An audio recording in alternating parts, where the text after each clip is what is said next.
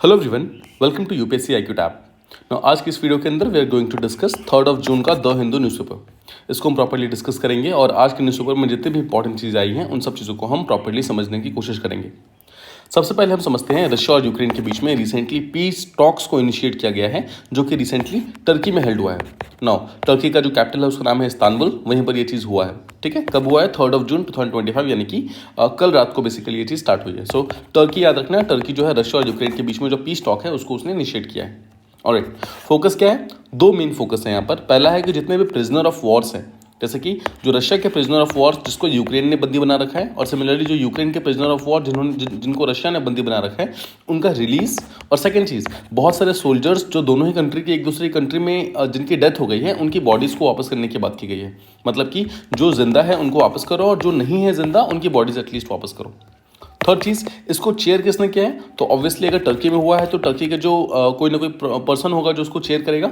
सो जो टर्की के foreign minister है उन्होंने इसको चेयर किया है, जिनका नाम है हाकन फिदान। तो किसी भी स्टेट पीसेस के अंदर इनका नाम पूछा जा सकता है, ध्यान रखिएगा, हाकन फिदान। वेन्यू कहाँ पर हुआ है? ये एक कीरागान पैलेस है जो कि इस्तांबुल के अंदर प्रेजेंट है, टर्की के अंदर। तो इस पैलेस का नाम याद रखना है। कीरागान पैलेस कहाँ पर है? इस्तांबुल के अंदर। ऑब्वियसली ये बहुत इंपॉर्टेंट हो गया बिकॉज रशिया और यूक्रेन के बीच में प्रॉब्लम को सॉल्व करने की कोशिश कर रहा है। तो नाउ टर्की जो है एक न्यूट्रल मीडिएटर के तरह काम कर रहा है 2022 से रशिया और यूक्रेन के बीच में, और उसकी प्रॉब्लम को सॉल्व करने की कोशिश कर रहा है। नाउ यहाँ पर 2 चीज़ें और ध्यान रखनी है। किसी भी स्टेट पीसेस के अंदर इसको पूछा जा सकता है कि जो यूक्रेन का डेलीगेशन था उसको किसने लीड किया था? उनका नाम था रुस्तम उमेरॉव, जो कि वहाँ के डिफेंस मिनिस्टर हैं, मतलब यूक्रेन के डिफेंस मिनिस्टर हैं। एंड जो रशिया का डेलीगेशन था उनको लीड कर रहे थे व्लादिमीर मेदिंस्की, जो कि व्लादिमीर पुतिन जो कि वहाँ के प्रेसिडेंट है रशिया के, उनके एक बहुत ही क्लोज एड माने जाते हैं। ठीक है, सो उम्मीद करता हूँ रशिया यूक्रेन के बीच में जो पीस टॉक्स हुए हैं जो कि रिसेंटली टर्की में हुआ है, इसके बारे में आपको सारी इंपॉर्टेंट चीज़ें पता चल गई। नाउ सबसे इंपॉर्टेंट चीज़ें क्या क्या है? प्लेस नाम बहुत इंपॉर्टेंट है, कौन सी कंट्री पीस टॉक करवा रही है, मीडिएटर कौन है, कहाँ पर हुआ है, किसने इसको लीड किया है। ये चीज़ें तो आपको बहुत अच्छी तरीके से मालूम होनी चाहिए। ऑलराइट, नेक्स्ट मूव करते हैं। अब हम डिजास्टर मैनेजमेंट, जो कि हमारे जीएस पेपर 3 का पार्ट है, उसको देखते हैं। रिसेंटली सिक्किम में बेसिकली कुछ लैंडस्लाइड आया है because of heavy rainfall. Now इसमें एग्जामिनेशन पॉइंट ऑफ व्यू से क्या क्या चीज़ें इंपॉर्टेंट है उसको हम देख लेते हैं। नाउ चेटन नाम का एक प्लेस है जो कि लाचन डिस्ट्रिक्ट जो कि सिक्किम के अंदर प्रेजेंट है, यहाँ पर लैंडस्लाइड्स आए हैं। नाउ कॉजेस क्या क्या है? सबसे पहली चीज़ तो बहुत ही हैवी रेनफॉल हो रहा है, और that too in pre monsoon period. अभी मानसून सिक्किम तक पहुंचा नहीं है, तो प्री मानसून के फेज़ के अंदर ही बहुत ही तेज़ी से बारिश वहाँ पर हो रही है, जिसके कारण जो सॉइल है जो कि लूज सॉइल होती है वो अपना रास्ता छोड़ देती है, जिसके कारण लैंडस्लाइड की खतरा बढ़ जाता है। सेकेंड चीज़, आप जानते हैं सिक्किम जो है वो हिमालय के पार्ट में आता है। सो हिमालय की जो इकोलॉजी है उसको बहुत ही फ्रेजाइल माना जाता है, मतलब बहुत ही सॉफ्ट माना जाता है। साथ ही साथ ह्यूमन सेटलमेंट करने के लिए जो भी हम डेवलपमेंट वगैरह कर रहे हैं, इसके कारण भी जो वहाँ की इकोसिस्टम में बहुत ही फ्रेजाइल हो गई है, जिसके कारण थोड़ी सी भी अगर तेज़ बारिश होती है तो वहाँ पर लैंडस्लाइड का खतरा काफ़ी बढ़ जाता है। थर्ड चीज़, वहाँ पर एक हाइड्रो पावर यूनिट है जिसका कुछ दिनों पहले ही पानी को रिलीज़ किया गया था। अचानक से अगर पानी रिलीज़ होता है तो उसके कारण भी कहीं ना कहीं सॉइल जो है डिस्प्लेस हो जाता है, और उसके जस्ट बाद हैवी रेनफॉल का आना, इन सब चीज़ों ने एक्चुअली मिल करके एक बहुत ही खतरनाक लैंडस्लाइड का रूप ले लिया, जिसके कारण 3 आर्मी के जो जवान थे उनकी यहाँ पर डेथ हो गई है, प्लस 6 यहाँ पर अभी भी मिसिंग है। तो इसका मतलब क्या है? ये अभी काफ़ी ज़्यादा प्रॉब्लम ऑलरेडी कर चुका है ये चीज़, और अभी भी बारिश बंद नहीं हुई है। नाउ इसके इंप्लीकेशन क्या क्या है, क्या क्या चीज़ें आप डिजास्टर मैनेजमेंट जीएस पेपर 3 के अंदर मेंशन कर सकते हैं। पहली चीज़ तो आपको मेंशन करना है कि हिमालयन स्टेट कितना फ्रेजाइल है। ये चीज़ यहाँ से पूरी तरीके से रिवील हो रही है, पूरी तरीके से शो हो रही है। सेकेंड चीज़, अर्ली वार्निंग सिस्टम जो है उसकी ज़रूरत है। अभी लैंडस्लाइड के लिए भी हमें लैंडस्लाइड की जोनिंग करने की ज़रूरत है। अभी देखिए, कंट्री वाइज मैपिंग हमने कर रखी है, हमें पता है कि एग्जैक्टली कौन सा पार्ट ज़्यादा वल्नरेबल है लैंडस्लाइड में, बट अभी सिर्फ कंट्री वाइज करने से बहुत ज़्यादा इफेक्ट नहीं पड़ेगा। हमें यहाँ पर स्टेट लेवल और डिस्ट्रिक्ट लेवल जाकर के इस चीज़ों को जोन करना होगा। हर एक हर एक एरिया को हमें मैप आउट करना पड़ेगा और देखना पड़ेगा कि कौन कौन से एरिया किस तरीके से लैंडस्लाइड के इम्पैक्ट कर सकते हैं।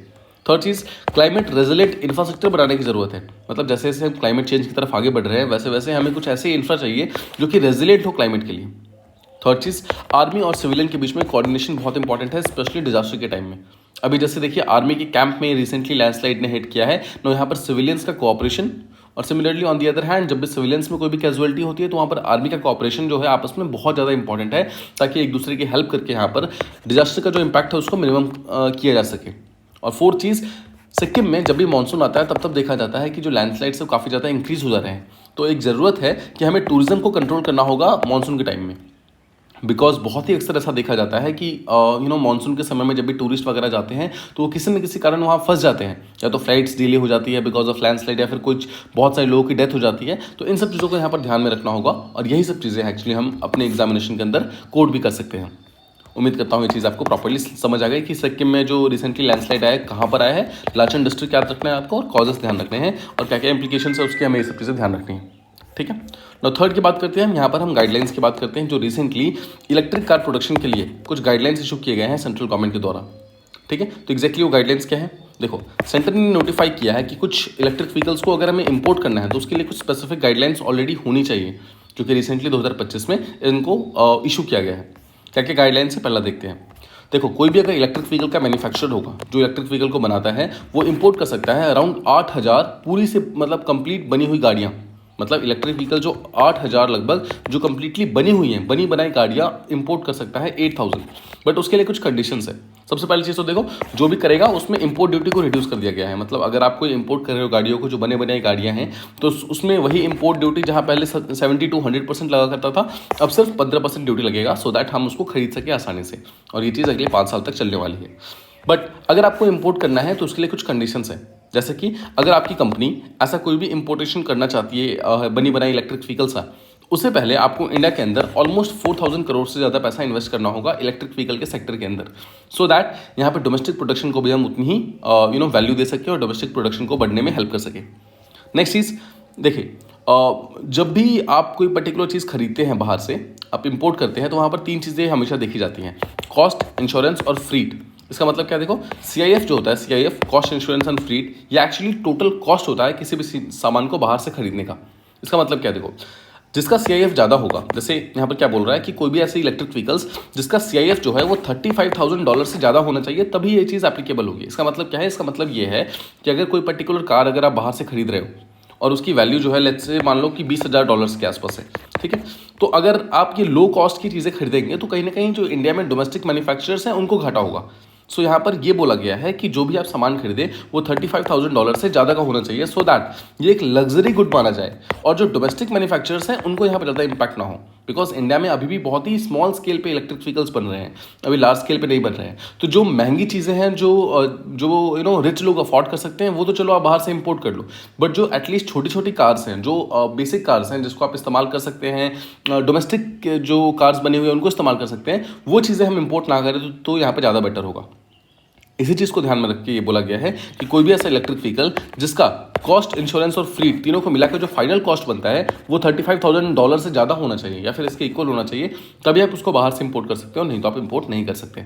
और फोर्थ चीज़ कि कोई भी ऐसा फर्म जो ऐसा करना चाहता है, जो इंपोर्ट करना चाहता है, उसको पैसा जो इन्वेस्ट करना है, देखो यहाँ पर देखा था हमने पैसा इन्वेस्ट करना है तो कौन से किस टाइप के सेक्टर्स में पैसा इन्वेस्ट कर सकता है। देखो पहले ऐसा बोला जाता था कि सिर्फ आपको ग्रीन फील्ड के सेटअप में पैसा इन्वेस्ट करना है। ग्रीन फील्ड का मतलब क्या होता है, कोई चीज़ जो कंप्लीटली न्यू बनी है, मतलब पूरी तरीके से नई बनी हुई कोई कंपनी है, कोई न्यू बनी हुई सेटअप है। बट अब बोला गया है कि जो ऑलरेडी कंपनी बनी हुई है, एग्जिस्टिंग सेटअप्स है, उसके अंदर भी आप पैसा इन्वेस्ट कर सकते हैं। ठीक है, सो उम्मीद करता हूँ आपको चारों चीज़ें प्रॉपर्ली समझ आ गई। मैं आपको फिर से एक बार शॉर्ट में समझा देता हूँ। पहला बोल रहा है कि जो EV मैन्युफैक्चरर्स हैं वो 8,000 बनी बनाई कंप्लीट EV गाड़ियाँ बाहर से खरीद सकते हैं, इंपोर्ट कर सकते हैं, और उसका इंपोर्ट ड्यूटी रिड्यूस कर दिया गया है अराउंड 15% के आसपास में। पहले ये चीज़ 70 to 100% हुआ करता था, उसको रिड्यूस करके 15% पे ले आए हैं, और ये चीज़ एप्लीकेबल होगी अगले 5 साल तक। अब कोई भी ऐसी कंपनी जो ये पैसा मतलब जो इंपोर्ट करना चाहती है, उनको यहाँ पर 3 डिफरेंट काम करने होंगे। पहली चीज़ तो उनको अराउंड 4,000 करोड़ से ज़्यादा पैसा इंडियन मार्केट में इन्वेस्ट करना होगा, सबको मिला करके। देखो ऐसा नहीं कि हर एक कंपनी को 4,000 करोड़ से इन्वेस्ट करने हैं, सबको मिला करके। नेक्स्ट चीज़, उनको अपना प्रोडक्शन स्टार्ट करना है 3 साल के अंदर। नेक्स्ट चीज़, जो भी गाड़ियाँ वो खरीद रहे हैं उनका जो टोटल वैल्यू है, CIF वैल्यू जो है वो यहाँ पर $35,000 से ज़्यादा का होना चाहिए, वो एक प्रीमियम प्रोडक्ट होना चाहिए, ना कि एक बेसिक प्रोडक्ट होना चाहिए। और थर्ड चीज़, कोई भी ऐसा फॉर्म है वो एग्जिस्टिंग यूनिट या फिर ग्रीनफील्ड यानी कि कंप्लीटली न्यू यूनिट्स दोनों में ही सेटअप में इन्वेस्ट कर सकता है। ठीक है, अब इन सबका फायदा क्या होगा, सिग्निफिकेंस क्या होगा, ये समझो। सबसे पहले चीज़ तो अगर हम इलेक्ट्रिक व्हीकल के सामान को बाहर से खरीदेंगे तो ऑब्वियसली इंडिया के अंदर फिर हम मैन्युफैक्चरिंग बेस बना पाएंगे। ठीक है, सेकंड चीज़, हम इस पर्टिकुलर मैन्युफैक्चरिंग बेस को डेवलप करके हम मेक इन इंडिया को और ज़्यादा डेवलप कर सकते हैं।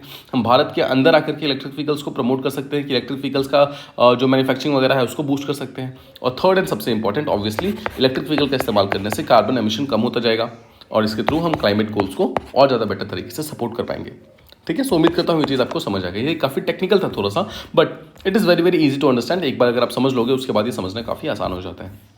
Let's move to the next one. ये एक वन लाइनर प्रीलिम्स का क्वेश्चन हो सकता है, स्पेशली किसी स्टेट पीसीएस के अंदर पूछा जा सकता है, या फिर यूपीएससी भी अक्सर आजकल ऐसे स्टैटिक डेटा पूछने लगी है, जहाँ पर सिंपली पूछ सकता है कि ज्येष्ठा अष्टमी फेस्टिवल ये कहाँ पर सेलिब्रेट होता है और क्यों सेलिब्रेट होता है। देखो, ज्येष्ठा अष्टमी फेस्टिवल जो है ये एक पर्टिकुलर टेम्पल जो है खीर भवानी टेम्पल, जो कि जम्मू कश्मीर के अंदर प्रेजेंट है, वहाँ पर ये सेलिब्रेट किया जाता है और ये लार्जली एक एनुअल पिलग्रिमेज की तरह है।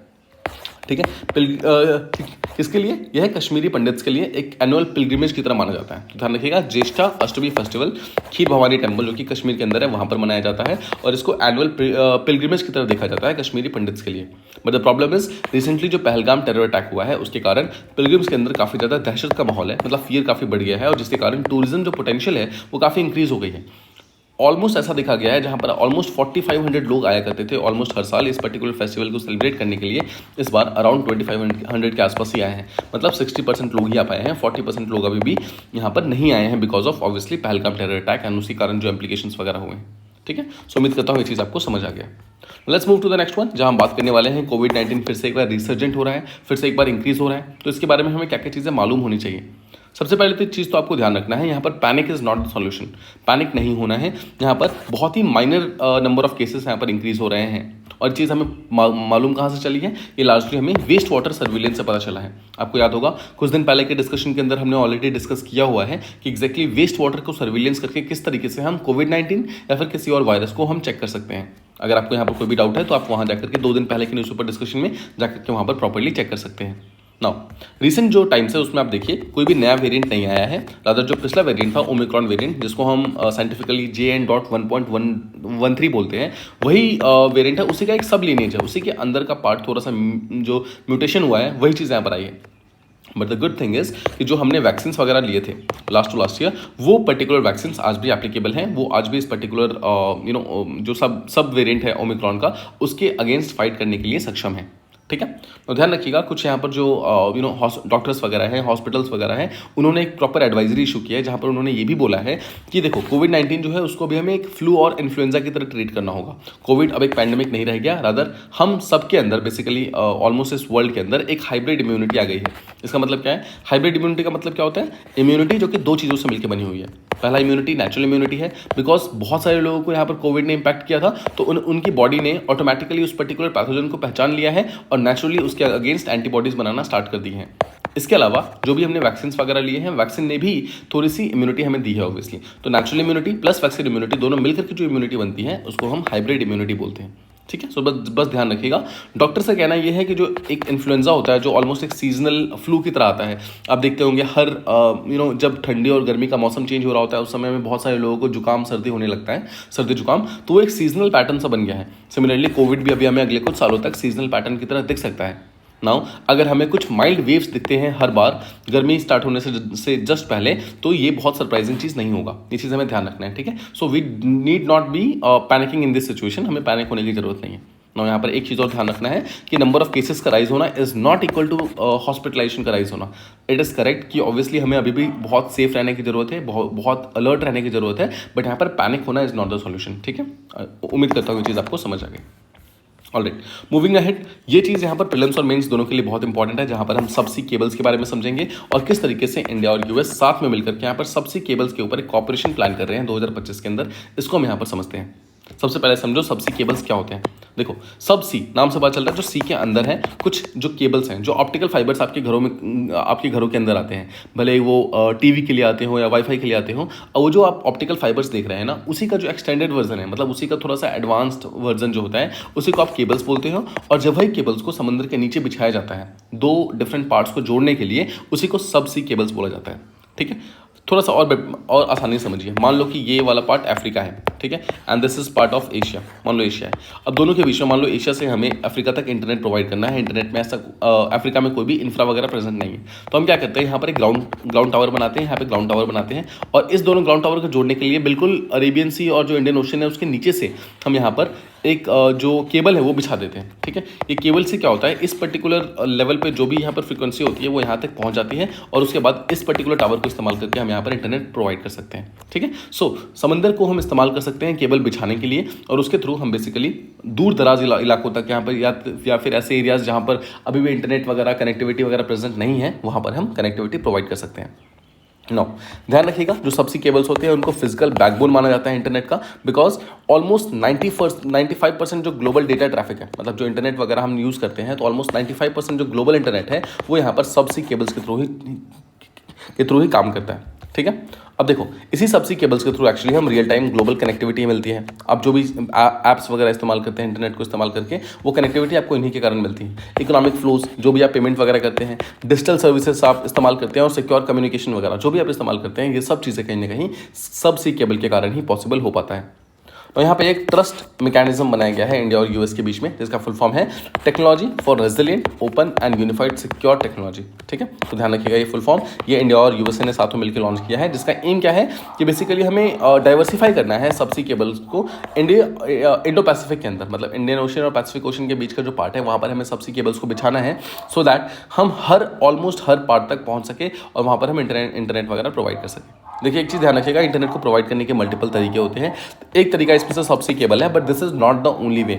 अगर आपको पता होगा तो जो बेसिकली स्टारलिंक का आपने नाम सुना होगा, स्टारलिंक जो कि इलॉन मस्क की कंपनी है, बेसिकली उन्होंने जो इंटरनेट वगैरह प्रोवाइड करना स्टार्ट किया, उन्होंने सैटेलाइट के थ्रू स्टार्ट किया है। इसको हम बोलते हैं अपर मीडियम इंटरनेट। ठीक है, ये ऊपर से किया गया है। सबसी जो है वो डाउन मीडियम वाला होता है, यानी कि वो नीचे से इंटरनेट वगैरह प्रोवाइड किया जाता है उसमें।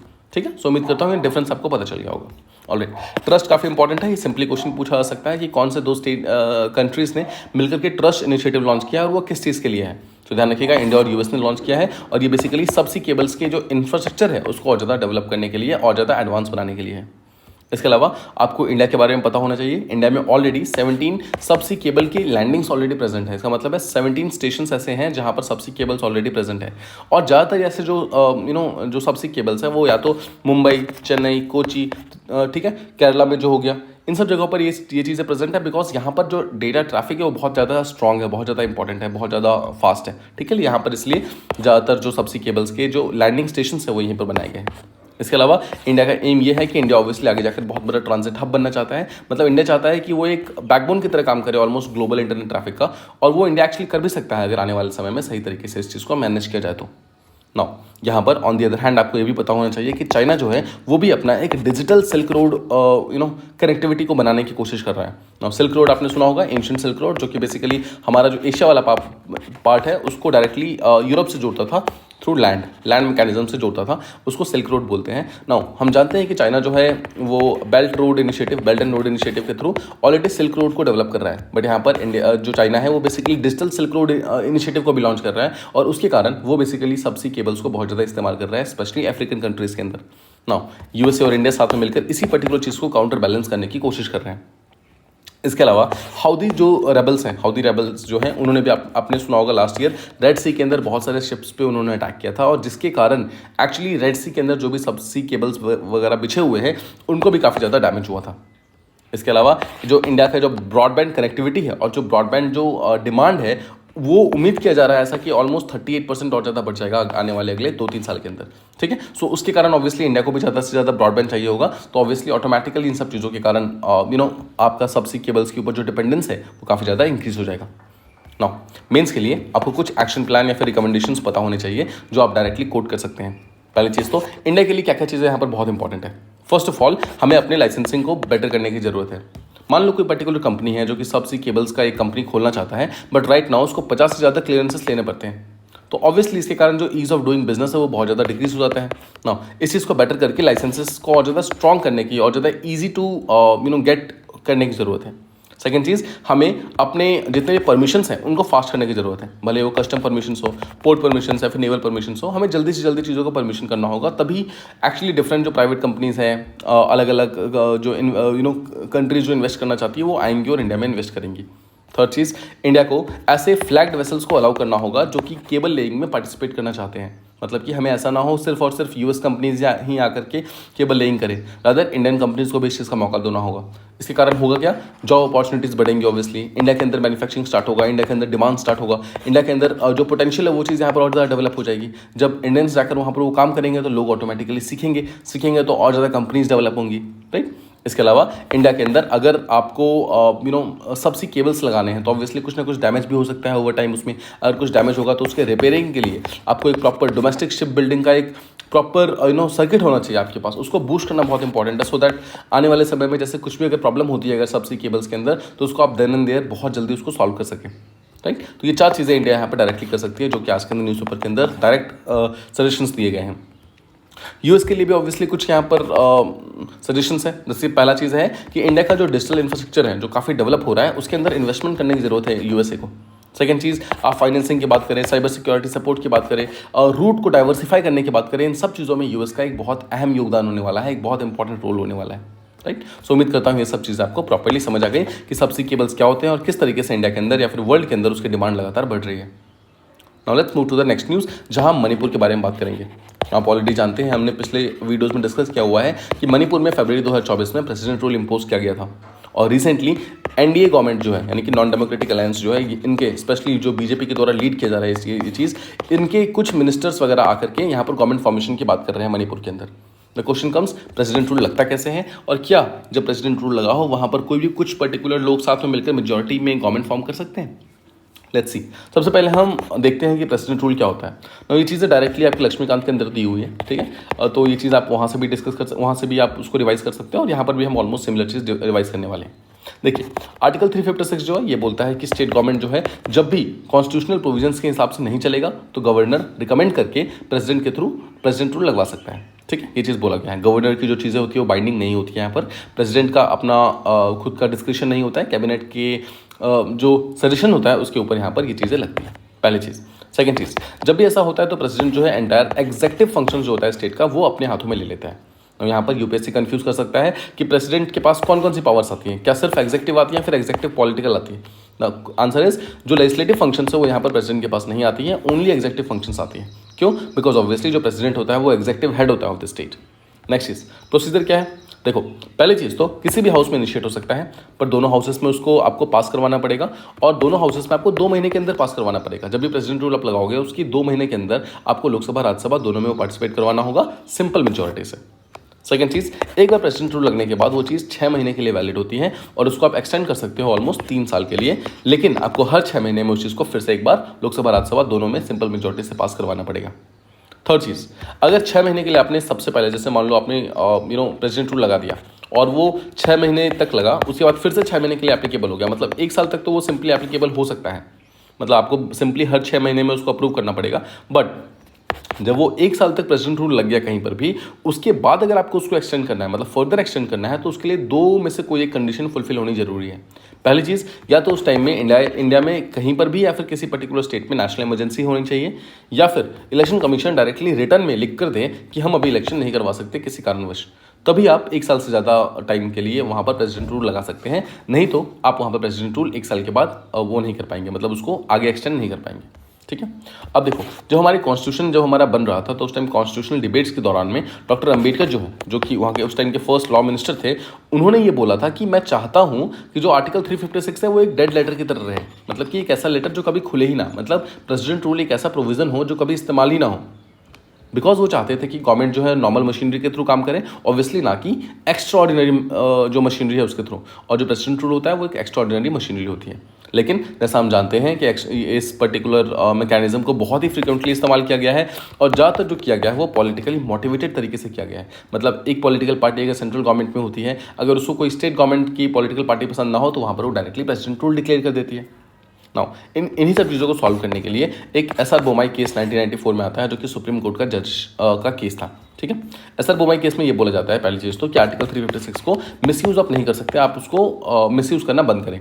सेकेंड चीज़ ये बोला गया कि प्रेसिडेंट रूल किसी भी स्टेट में सिर्फ तभी लग सकता है जब वहाँ पर कॉन्स्टिट्यूशनल ब्रेकडाउन हुआ हो, ना कि तब जब पॉलिटिकल डिफरेंस हो।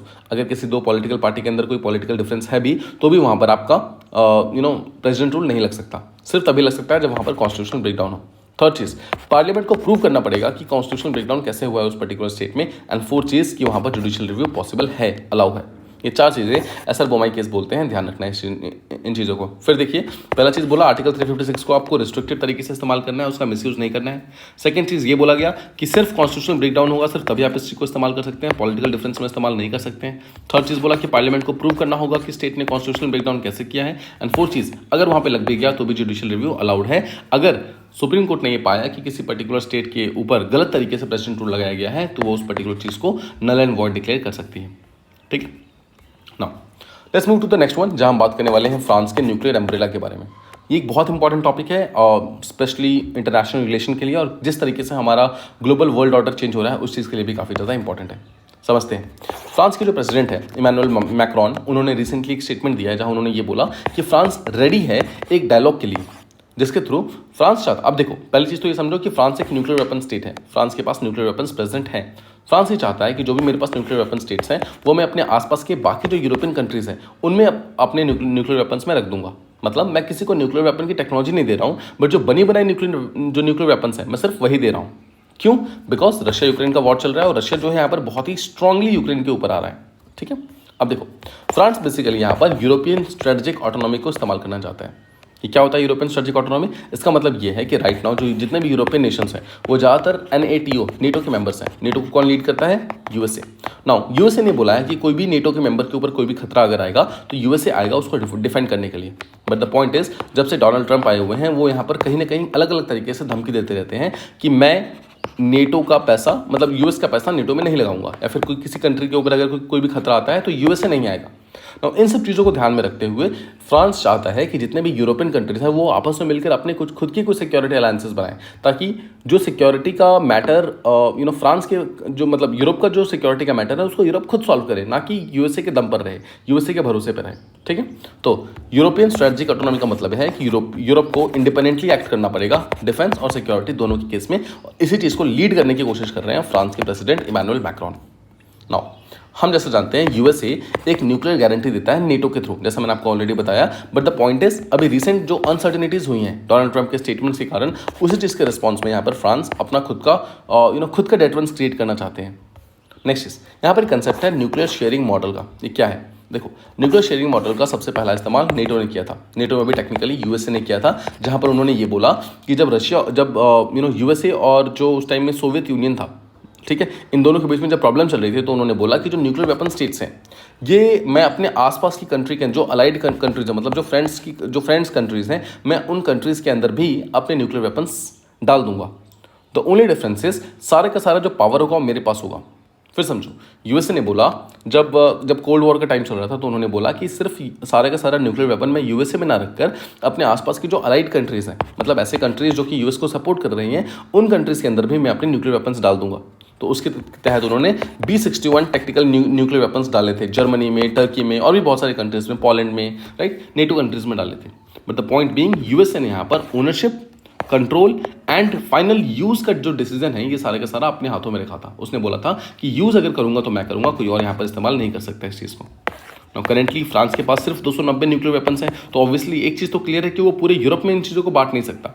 ठीक है, लेकिन वही है, मतलब एटलीस्ट फ्रांस ने इनिशिएटिव शो किया है यहाँ पर ट्रम्प के ऊपर जो रिलायंस है उसको यहाँ पर रिड्यूस करने की कोशिश कर रहे हैं।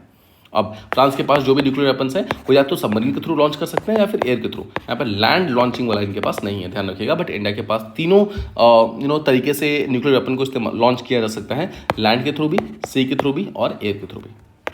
ऑलराइट, अब यहाँ पर एक इंटरनेशनल लॉ है उसको समझते हैं। NPT नॉन प्रोलिफरेशन ट्रीटी 1968 में साइन हुआ था। वो प्रोहिबिट करता है किसी भी तरीके से न्यूक्लियर वेपन का ट्रांसफर या फिर कंट्रोल को ट्रांसफर करना, मतलब वेपन का भी ट्रांसफर यहाँ पे अलाउड नहीं है या फिर उससे कंट्रोल का भी ट्रांसफर अलाउड नहीं है NPT के थ्रू, ये ध्यान रखिएगा। नाउ इसके इंप्लीकेशन क्या क्या हो सकते हैं? देखो, कुछ पॉजिटिव है कुछ नेगेटिव है। ऑब्वियसली पहली चीज़ तो रशिया के अगेंस्ट डेटरेंस बनेगा, मतलब रशिया को ये समझ आ जाएगा कि यूरोप जो है वो अपने आप में एक बहुत स्ट्रॉन्ग एंटिटी है और रशिया आगे जाकर के यूरोप पे अटैक करने का नहीं सोचेगा, पहली चीज़। सेकंड चीज़, यूरोपियन यूनियन कितना स्ट्रॉन्ग है अपने आप में, उसकी यूनिटी शो हो जाएगी यहाँ पर। ठीक है, ये सब चीज़ें यहाँ पर शो हो जाएगी कि बिकॉज वो आपस में मिलकर के शेयर्ड न्यूक्लियर रिस्क को यहाँ पर प्रमोट करेंगे।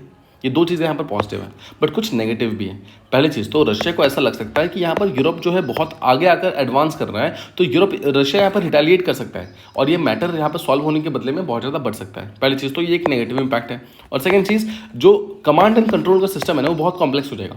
मान लो फ्रांस अगर अपना एक न्यूक्लियर वेपन पोलैंड के अंदर डालता है, दूसरा हंगरी के अंदर डालता है और तीसरा चेकोस्लोवाकिया के अंदर डालता है। द पॉइंट बीइंग, इन तीनों न्यूक्लियर वेपन्स को क्या फ्रांस ही कंट्रोल करेगा या फिर ये तीनों इंडिविजुअल कंट्रीज कंट्रोल करेगी, और किस तरीके से कंट्रोल होगा ये चीज़, कौन फाइनल डिसीजन लेगा, जहाँ पे रखा हुआ है वो डिसीजन लेगा या फिर जिसका न्यूक्लियर वेपन है वो डिसीजन लेगा। ये सब चीज़ें कहीं ना कहीं बहुत ज़्यादा कॉम्प्लेक्स हो जाएंगी और ये चीज़ एक्चुअली प्रॉब्लम कर सकती है आने वाले टाइम में। उम्मीद करता हूँ यूरोप का जो यहाँ पर एक न्यूक्लियर अम्ब्रेला मॉडल है इसको हम प्रॉपर्ली समझ गए हैं और किस तरीके से चीज़ काम कर रही है उसको भी हम समझ चुके हैं। Let's move to the last topic of the day, जहां पर हम बात करते हैं जापान ने रिसेंटली एक आर्टिफिशियल इंटेलिजेंस एक्ट को लॉन्च किया है। नाउ इस पर्टिकुलर एक्ट की खास बात यह है कि ये इनोवेशन के ऊपर फोकस करता है। ये फोकस करता है कि पहले इनोवेशन होना चाहिए, बाद में बाकी चीज़ें, ठीक है। तो इसके कारण ये कोई रिजिड इन्फोर्समेंट नहीं लगा रहा है अपने एक्ट के थ्रू, ना ही किसी चीज़ को बैन कर रहा है, ना ही किसी चीज़ के ऊपर पेनल्टी लगा रहा है। ये सिंपली बोल रहा है कि आर्टिफिशियल इंटेलिजेंस का सही तरीके से इस्तेमाल करना है। और जापान ने क्या किया है, अपने लॉ के थ्रू एआई सिस्टम को मल्टीपल पार्ट्स में डिवाइड कर दिया है। बट डिवाइड किस बेसिस पे किया है? रिस्क के बेसिस पे। मतलब कुछ चीज़ों को मिनिमल रिस्क एआई बोला गया है, बट कुछ चीज़ों को अनएक्सेप्टेबल रिस्क एआई बोला गया है। और जो अनएक्सेप्टेबल वालों को है उनको जापान यहाँ पर कहीं ना कहीं कैंसिल करना चाहता है। बट यहाँ पर वंस अगेन ये ओवर रेगुलेशन नहीं कर रहा है, सिंपली रेगुलेट कर रहा है। ये किसी भी चीज़ को पेनल्टी नहीं लगा रहा है, बैन नहीं कर रहा है, ये सब चीज़ें नहीं कर रहा है, ठीक है, ध्यान रखिएगा। नाउ तो जापान की एआई मॉडल का फोकस किस किस चीज़ों पे है? पहली चीज़ शेयर्ड इंफ्रास्ट्रक्चर। मतलब अगर जापान के पास कोई भी एक पर्टिकुलर कंपनी है, भले ही वो प्राइवेट कंपनी है, अगर उसके पास कोई पर्टिकुलर ऐसा मॉडल है जो आगे जाकर के नेशनल चीज़ों के लिए इस्तेमाल कर सकते हैं, तो यहाँ पर इंफ्रास्ट्रक्चर को शेयर करना पड़ेगा। सेकंड चीज़, जो भी एआई बनाएंगे वो रिस्पॉन्सिबल एआई होना चाहिए। थर्ड चीज़, कोऑर्डिनेशन होना चाहिए एकेडमिक्स यानी कि यूनिवर्सिटीज़, इंडस्ट्रीज़ और गवर्नमेंट के बीच में। और फोर्थ चीज़, जो भी यहाँ पे एआई के ऊपर प्रैक्टिसेस वगैरह होती हैं वो सब चीज़ें यहाँ पर ट्रांसपेरेंट होनी चाहिए, ठीक है। ये हो गया जापान का। तो देखते हैं क्या किसी और कंट्री ने ऐसे कुछ एआई के लॉज बनाए हैं। The answer is yes. 4 different AI laws अब तक आ चुके हैं। हम चारों को थोड़ा थोड़ा करके कंपेयर कर लेते हैं और समझते हैं कि किसका कॉन्टेक्स्ट क्या है। सबसे पहले यूरोपियन यूनियन एक एक्ट लेकर आया था जो कि एआई को बहुत ही रिजिड बना देता है और राइट स्पेस बनाता है कि मतलब कुछ लोगों के पास कुछ राइट्स हैं, जो डेवलपर्स हैं उनके पास कुछ और राइट्स हैं, इस तरीके से। और थर्ड चीज़, वो बहुत हैविली कंप्लाई कराना चाहता है हर चीज़ को। मतलब वो चाहता है कि कंप्लायंस हो, सो दैट पता चले कि कौन पर्सन क्या कर रहा है, किस तरीके से कर रहा है। तो यूरोपियन यूनियन मॉडल बहुत ही रिजिड मॉडल है। सेकंड चीज, यूएसए एक मॉडल लेकर आया। ये मॉडल जो है वो मार्केट ड्रिवन मॉडल था। मतलब वो प्रॉफिट शेयरिंग के ऊपर फोकस कर रहा था। वो देख रहा था कि एआई को हम यूज़ करके कितना ज़्यादा पैसा कमा सकते हैं, कहाँ से मार्केट को हम किस तरीके से डेवलप कर सकते हैं, राइट। और अभी कुछ टाइम में ये चीज़ बहुत ज़्यादा स्ट्रक्चरिंग होनी स्टार्ट हुई है, तो अब जाकर थोड़ा सा फ्लेक्सिबल होना स्टार्ट हुआ है यूएसए। थर्ड मॉडल आता है यूएई का, यानी कि यूनाइटेड अरब एमिरेट्स का आता है, जो कि स्ट्रॉन्ग एआई के ऊपर स्ट्रॉन्ग एआई स्ट्रेटजी के ऊपर फोकस करता है। सेकंड चीज़, उसने अपने मिनिस्ट्रियल लेवल पे एक एआई का ऑफिस बना दिया है। और थर्ड चीज़, ये इनोवेशन के ऊपर भी फोकस कर रहा है और कंप्लायंस के ऊपर भी फोकस कर रहा है। मतलब दोनों चीज़ों को साथ में लेके चल रहा है। और फोर्थ, जैसा जापान का मॉडल हमने डिस्कस किया, ये पूरी तरीके से ट्रस्ट बेस्ड है। इसने कोई भी किसी के ऊपर बैन वगैरह नहीं लगाया है। ये रिस्क को अवेयर करवा रहा है। मतलब हर एक पर्सन को बताया जा रहा है कि एआई को डेवलप करने का रिस्क क्या क्या हो सकता है, ये सब चीज़ें। और थर्ड चीज़, ये इनोवेशन के ऊपर फोकस कर रहा है, कंप्लायंस के ऊपर नहीं। ये सिंपली चाहता है कि जो भी आर्टिफिशियल इंटेलिजेंस बने वो एक सेफ एआई का एनवायरमेंट क्रिएट करे। सो उम्मीद करता हूँ आपको आज का डिस्कशन प्रॉपर्ली समझ आ गया होगा। अगर आपको कहीं पर भी कुछ भी डाउट्स है तो आप उसको कमेंट बॉक्सेस में मेंशन कर सकते हैं। मैं उसको जल्दी से जल्दी रिप्लाई करने की पूरी कोशिश करूँगा। Thank you so much for listening. Stay tuned and stay happy and healthy.